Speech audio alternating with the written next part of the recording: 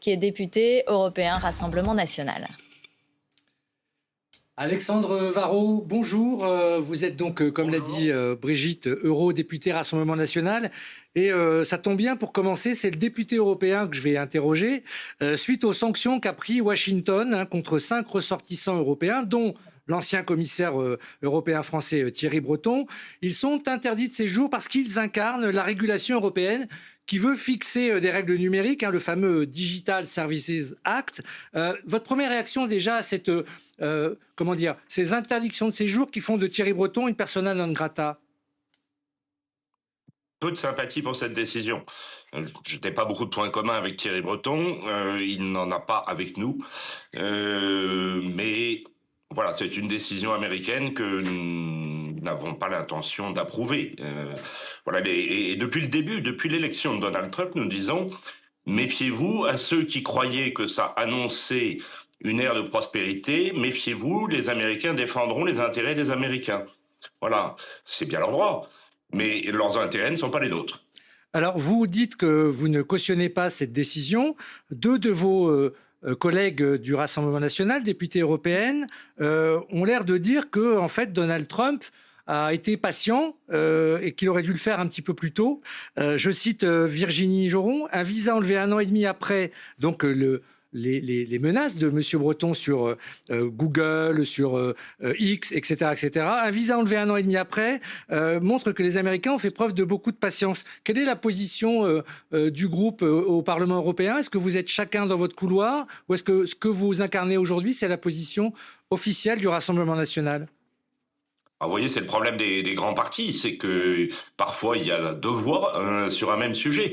C'est une différence de taille malgré tout, Monsieur Varro.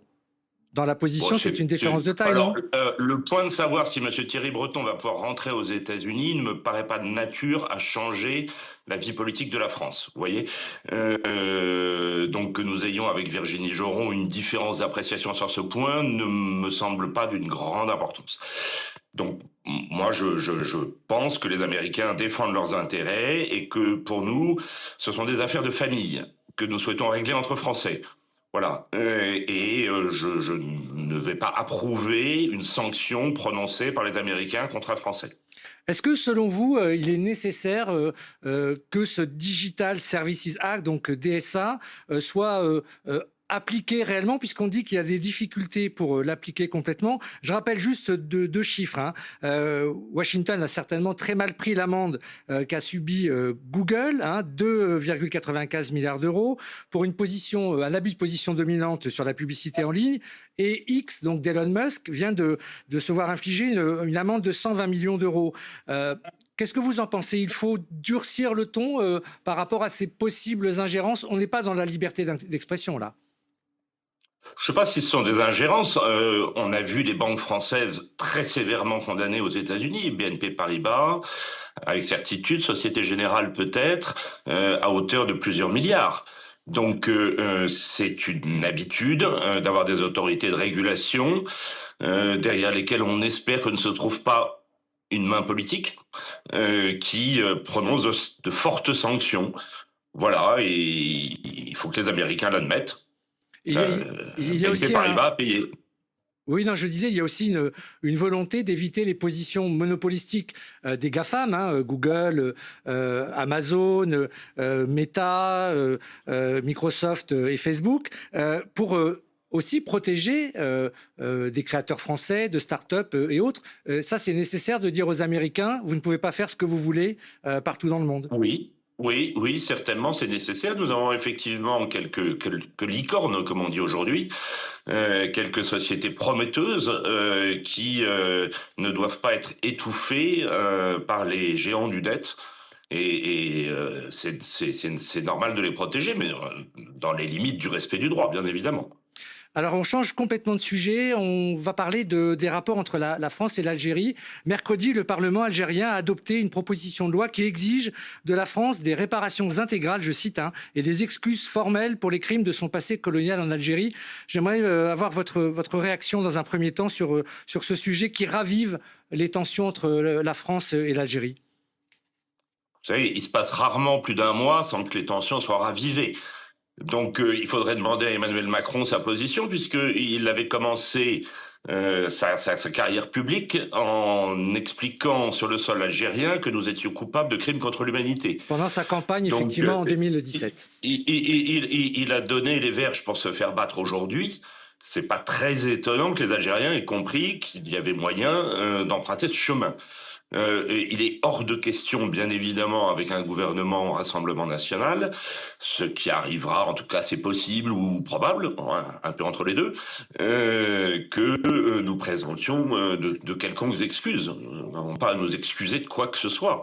Voilà, l'histoire est passée, les Algériens sont souverains sur leur territoire, ce qui est bien normal désormais, mais nous n'avons pas à nous excuser du passé.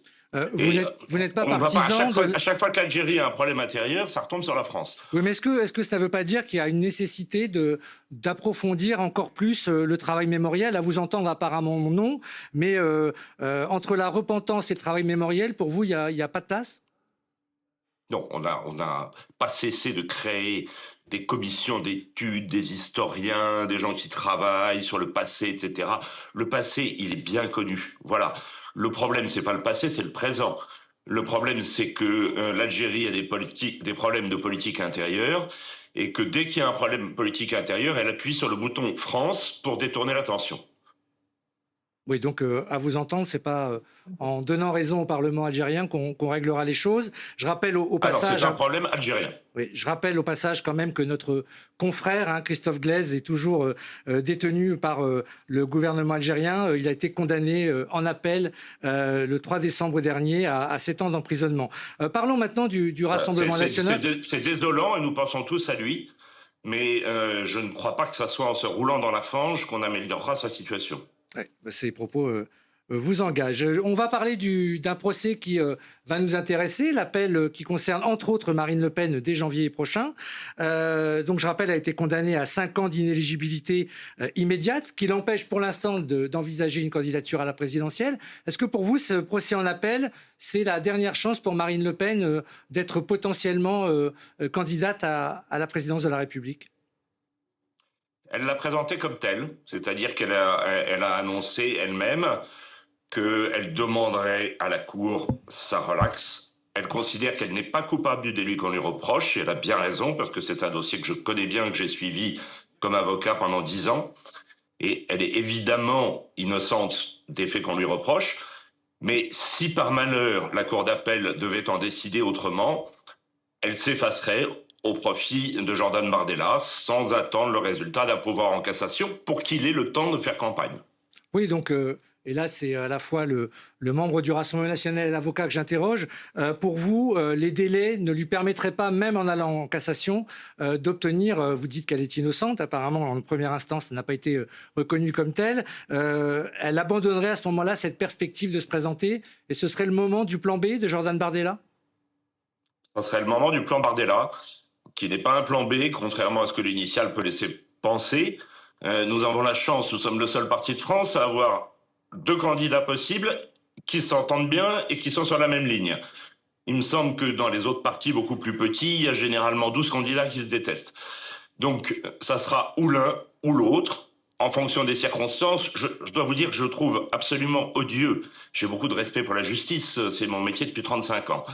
Mais que ça soit un des magistrats de décider qui sera notre candidat me paraît une situation vraiment très déplaisante. Vous voulez, en gros, remettre en cause ce que les textes permettent, c'est-à-dire l'exécution provisoire ou immédiate. Vous considérez que lorsque ça concerne quelqu'un de votre camp, c'est indigne, ou est-ce que la loi est faite comme ça?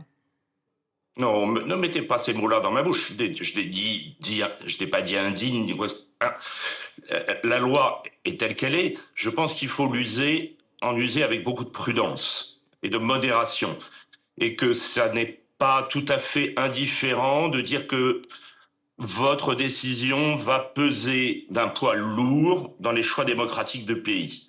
Voilà, ce n'est pas une élection anodine, et ça n'est pas une candidate anodine. Oui, mais pour autant, elle peut faire appel. Si elle obtenait gain de cause en appel, l'exécution provisoire, si elle disparaissait en appel, ça prouve bien que l'exécution provisoire n'empêche pas de faire suivre son cours à la justice. Voilà, ça prouvera surtout que l'exécution provisoire n'a servi à rien. Et comme on l'a vu d'ailleurs récemment avec le président Sarkozy, qu'on a mis en prison pour 20 jours pour rien, puisque tout le monde savait qu'il allait sortir. Donc c'était une pure mesure d'humiliation.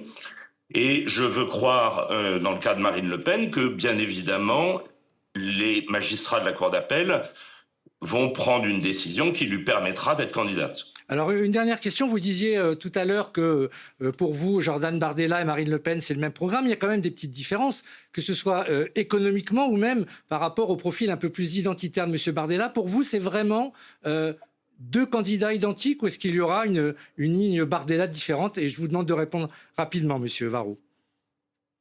Écoutez, je vais vous faire une confidence. Il y a une grosse divergence entre eux. Je crois que Marine Le Pen préfère le Coca et Jordan le Pepsi. Sinon, ils sont assez bien alignés. Bah, écoutez, merci pour la comparaison. Merci, M. Varro, et bonne journée à vous. Merci, Merci. Serge Siminot. Donc Alexandre Varro, eurodéputé Rassemblement national, qui était votre invité sur France Info.